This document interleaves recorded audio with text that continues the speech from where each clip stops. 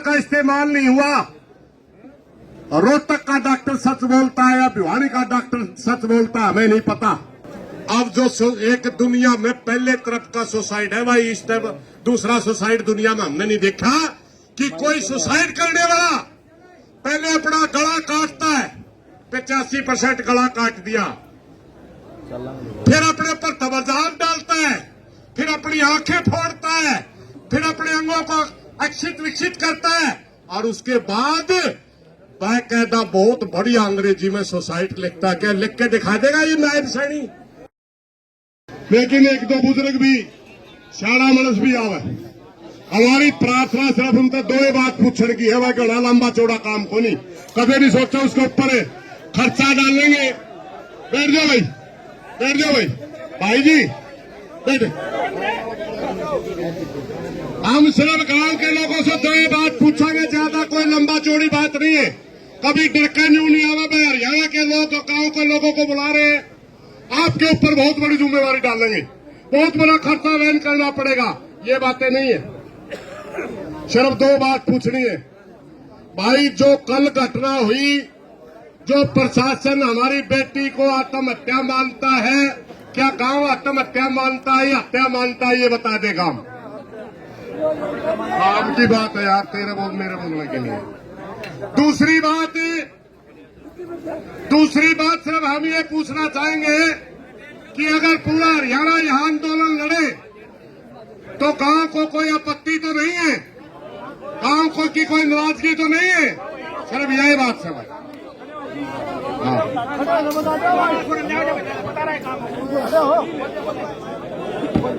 कोई आपत्ति नहीं है जी, पूरे गांव के सामने, यहाँ पे सभी के सामने बोल रहे हैं, पूरे गांव की तरफ से खुली चैलेंज है कि कोई आपत्ति नहीं है गांव को, और पूरा गांव साथ में है। और कुछ जी ठीक है, बैठ जाओ, कोई मौजूद आदमी और आ जाएगा, फिर उसके लिए बात कर ला, क्योंकि इस किस्म के मोहल्लों में कुछ मौजूद आदमी। सरपंच ने बोले जी, गांव के सरपंच। हाँ, मैं जानता हूँ इसको, मैं यूं मन जाना, मैं इसमें जाऊंगा। बैठिए भाई, सरपंच ने बोलो है। एक मिनट बैठन देना और तो पानी पास दे भाई। एक मिनट सुनियो भाई, आराइन बालका ने एक मिनट साइड में आने दो। एक बात करना चाहूंगा मैं जनता से। आंदोलन की दोबारा से शुरुआत है भाई, समझ गए ना? और आंदोलनों की ये डिमांड होती है कि जहां से आंदोलन बिगड़ना शुरू हो, वहीं से हम आंदोलन को बढ़ाने की शुरुआत करें। सबसे पहले पूरी पंचायत के सामने मैं दो चार बातें रखूंगा भाई, और आप पूरे होश हवास में बताना।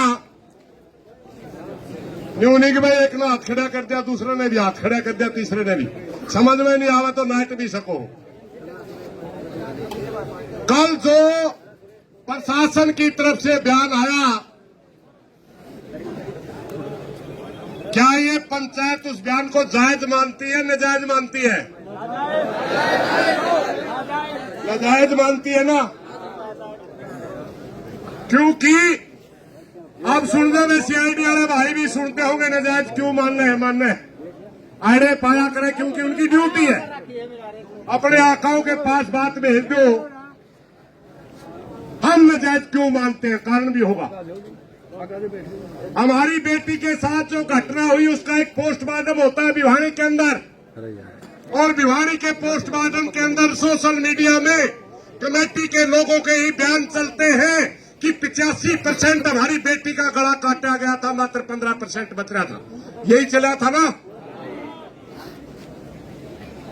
गला काटने के बाद ये बात चली कि उनके ऊपर तेजाब फेंकी गई थी, यही आई थी ना? तीसरी बात चली थी कि उनके गुप्त अंगों के साथ भी छेड़छाड़ की गई थी, उनकी बच्चादानी गायब थी, ये भी चली थी ना?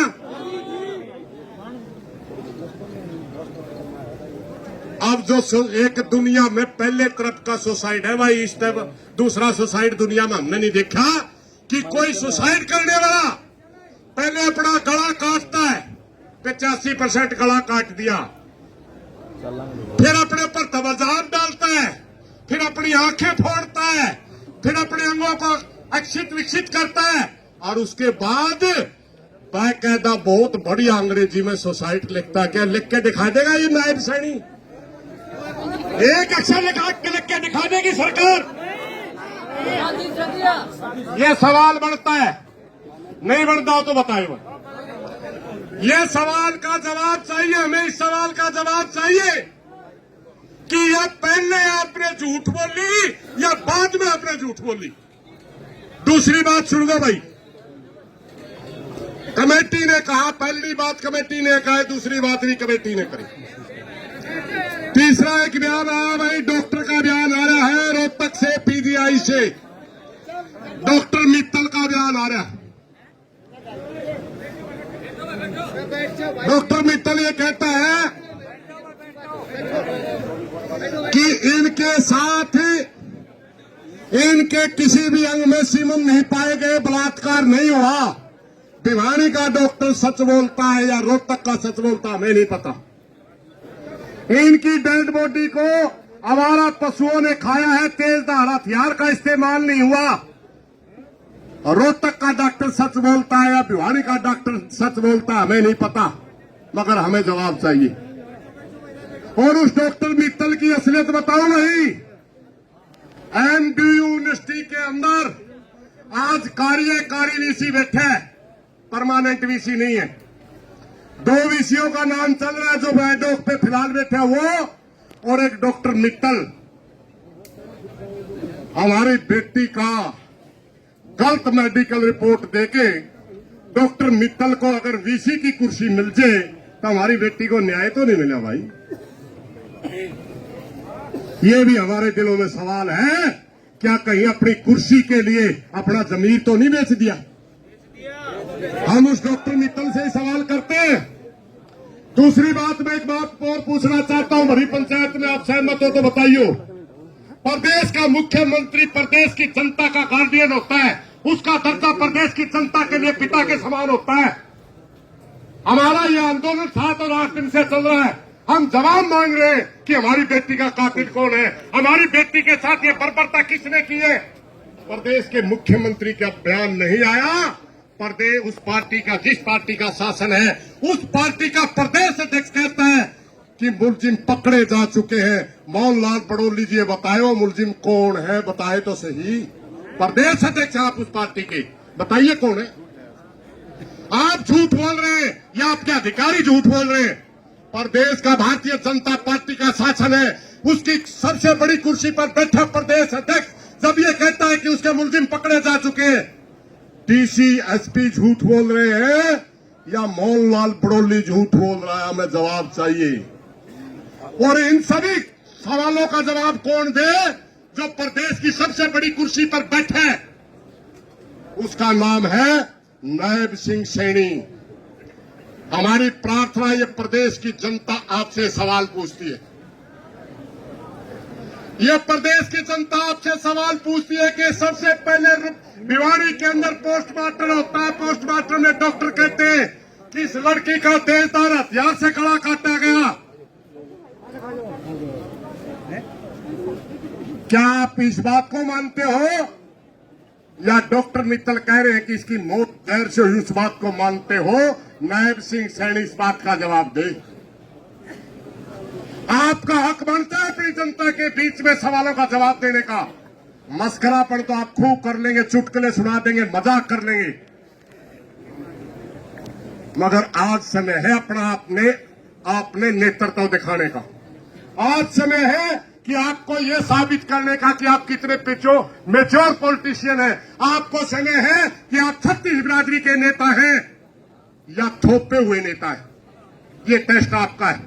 और मेरी नायब सिंह सैनी से भरी पंचायत में माइक से ये प्रार्थना भी है, गड़ा पिछलंगू ना बना भाई, सच्चाई बोल दे तना सारी बातें का मेरा पिछलंगू ना बने। किसी कोई भिवानी का नेता आपको अगर उंगलियों पर नचा रहा है, नाचना छोड़ दे, वरना इतिहास के अंदर आपका गद्दार मुख्यमंत्रियों में नाम आएगा। और अगर आप अपनी इच्छा शक्ति से किसी के दबाव में न आकर के सीधे कहेंगे कि हाँ फलाना आदमी की गर्दन इतनी मोटी थी जो पुलिस प्रशासन का फंदा उन तक पहुंच नहीं पाया। कौन आदमी है जिसकी गर्दन इतनी मोटी है जो पुलिस उसको पकड़ नहीं सकती? उसको फांसी का फंदे तक पहुंचा नहीं सकती? ये भी सवाल प्रदेश की जनता पूछना चाहती है।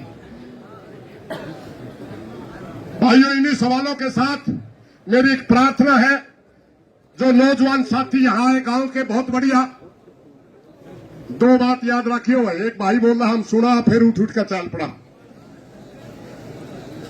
लाखों की सेना बिना अनुशासन के हार जाया करती, और अनुशासन में छोटी सेनाएं भी जीत जाया करती हैं। सबसे पहले तो प्रशासन के अधिकारियों से हमारी प्रार्थना है, डीसीएसपी से भी, आप जबरदस्ती दाग लगाने की कोशिश ना करें, दाह संस्कार करने की कोशिश ना करें।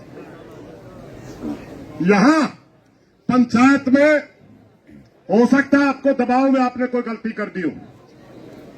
जब तक गांव संतुष्ट नहीं होता, जब तक ये क्षेत्र संतुष्ट नहीं होता, एरिया संतुष्ट नहीं होता, अगर आपने दाह संस्कार की कोशिश की तो पूरे हरियाणा को जाम कर देंगे। ये याद रखना डीसीएसपी।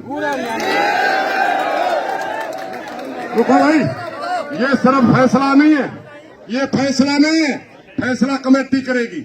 ये है हमारी तरफ से चेतावनी, और प्रशासन को, शासन को इस बात का पता भी है, अगर हम यहां से बोल लेंगे तो जाम करने की अक्षमता भी रखते हैं। इसलिए कौन ही बनी भाई हमें तो तेरे नेतृत्व में चला लेंगे, तो कोई बात नहीं, तो चिंता ना करे, कोई भी भाई आगे लगो, मैंने कोई दिक्कत नहीं। दूसरी बात यह है भाई, दूसरी बात यह है, सबसे पहले प्रशासन यहां के स्थानीय लोगों से संपर्क करे और यह बताए कि आप पहले वाले स्टैंड पे खड़े हो या पंचायत की बात सुनना चाहते हो। क्योंकि पंचायत ये चाहती है, हमारे एक साथी ने सुझाव रखा था, हमने तो नहीं रखा अब तक, ना कमेटी में पास हुआ, दोबारा पास होगा तो हम अपनी डिमांड भी रखेंगे, मगर जब प्रशासन डिमांड मांगेगा तब देवांगे, वरना हम अपनी कमेटी में अनाउंस कर देंगे। मगर ये गलती ना करे कि जनता की सहमति के बगैर आप दाह संस्कार कर दोगे। ये गलती अगर आपने की तो आप आंदोलन को बढ़ाने के दोषी होंगे। धन्यवाद साथी। बैठ जाओ, बैठ जाओ। आदमी आते हैं ना, आराम से आने नहीं दो। ये रोड़ा रख दो भैया, आराम से। भाई कुछ नहीं है, वहां से संदेश दे रहे हैं कुछ। बैठो एक बार सभी भाई, बैठो। एक मिनट भी नहीं खड़ा हुआ अभी तो, अभी गांव से बात हुई, आके चर्चा होगी। सभी भाई बैठो भाई एक बार। एक जो दूरदार भाइयों से विनती है, मंदिर के सामने रहे भाई सभी, तो सभी साथियों के दारों से विनती है, मंदिर के सामने जमे रहे, जुटे रहे। अभी कोई फैसला नहीं आया है। हमारे बीच में हमारे प्रभु जन पहुंचे हैं दिल्ली से।